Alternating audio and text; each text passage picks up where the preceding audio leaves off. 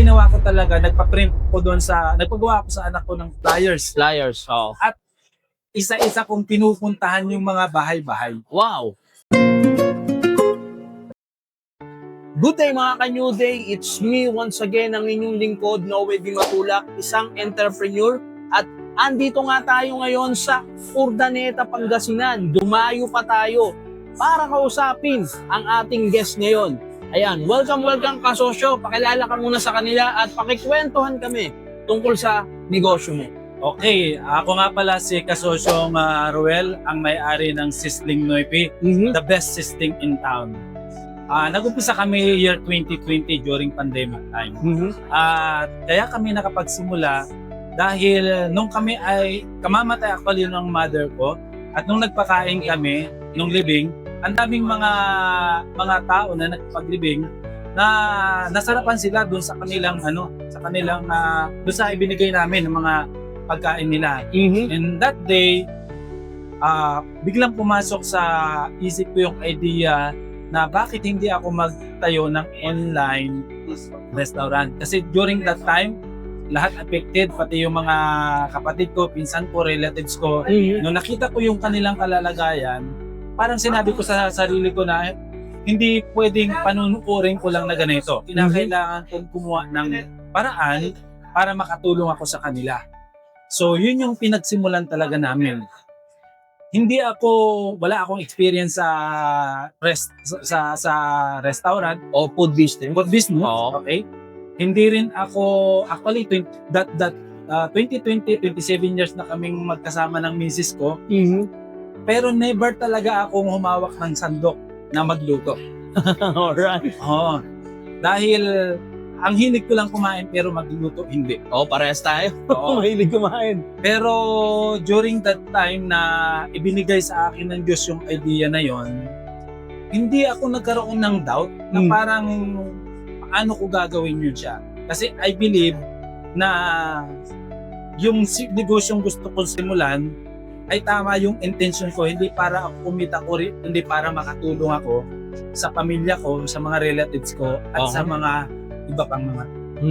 So yun talaga ang pinagsimulan ni Sizzling Noipi. Yun. At fast forward tayo. Ngayon, si Sizzling Noipi ay 4 na branch na. Yes. Yun. So, saan to, kasosyo? Okay, meron tayo ang pinaka-main branch natin sa Mapandan, Pangasinan. Pangalawa sa Manawag, Pangasinan. Pangatlo sa Mangaldan, Pangasinan. At dito, kung saan nandito tayo ngayon dito sa Urdaneta City, dito sa may CB Mall. Yun. At ito yung first mall branches ni Kasosyo. At Yes. talaga naman successful. From then, pandemic era at lumipas ang taon, ayan, may 4 na branch na sila. So, punta tayo ngayon sa topic natin, Kasosyo. At para kapulutan ng aral ng mga negosyante dyan at mga gustong mag-business, ano-ano mga promotion para maabot mo yan ngayong kalagayan mo? Promotion, marketing na ginagawa mo sa business nyo. Ops, putulin ko muna kayo mga ka-New Day. Kung nagugustuhan mo na ang ganitong content, mag-follow at subscribe ka na sa akin. At syempre, nagtayo rin ako ng group, ang New Day Communication Group. Dito ay matututo tayo at pwede ka rin mag-share ng iyong marketing strategies about promotion ng iyong business at ng iyong product. Kaya naman, sa iisang grupo, magtutulungan tayo para sa ating promotion. So, ano pang ginagawa mo? Mag-join ka na! Okay, balik na sa video. Okay, nung nag-start kami, dahil ang unang naging work ko talaga is direct selling. Direct selling, nice.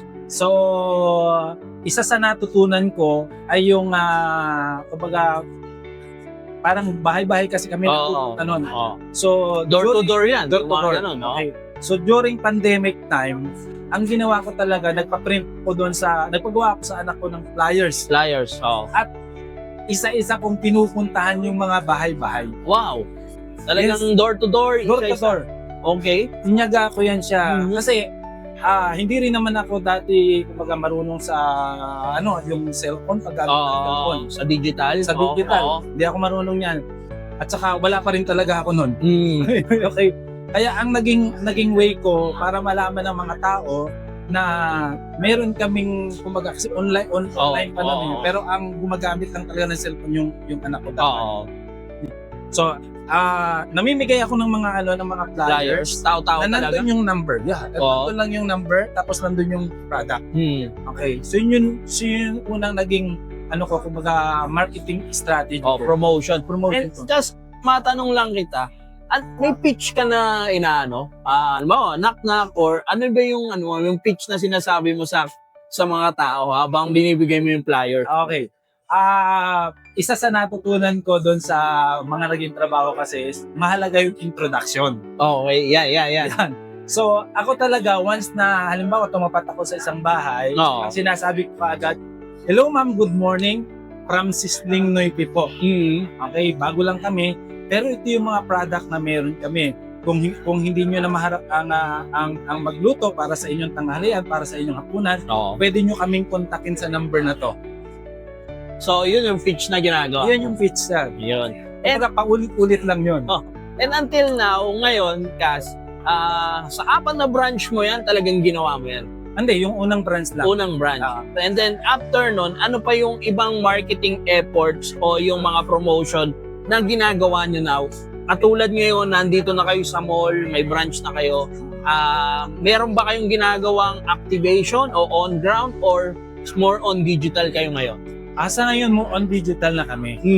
Kasi alam naman natin yung power ng digital. Isang post mo lang siya, 1,000 upon 1,000 ang pwedeng makakita ng mga pinupost natin. So, kahit hindi ako techie, kahit hindi ako marunong, dahil alam ko yung halaga ng digital, pinili ko na rin talagang turuan yung sarili ko. Nanonood ako ng mga YouTube, at kung ano-ano pang mga tawag dito, yung mga nagtuturo patungkol sa digital. So self-study ka rin. Self-study. Ayun. Gumagamit ba kayo ngayon Cas ng social media ads at yung boosting yan, yung mga ganyan ngayon? Sa ngayon, never ko pang tinry na mag-posting o kayang ads. More on organic kami. Organic siya. Kasi isa sa malaking nakatulong talaga sa paglaki ng business din namin siya ay yung mga customer. Kasi once na nasubukan nila, na-try nila yung service namin, yung produkto namin, kasi may mga kakaibang serving kami dito.